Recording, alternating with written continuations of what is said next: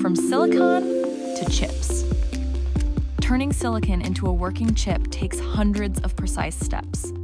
After wafers are prepared, engineers design integrated circuits, or ICs, complete systems made of billions of transistors.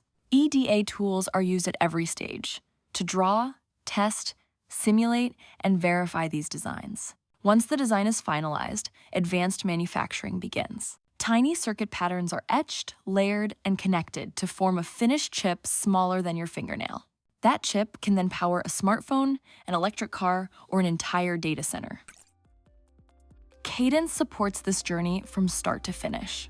Our tools help customers create reliable, efficient designs from transistor-level detail to system-level modeling.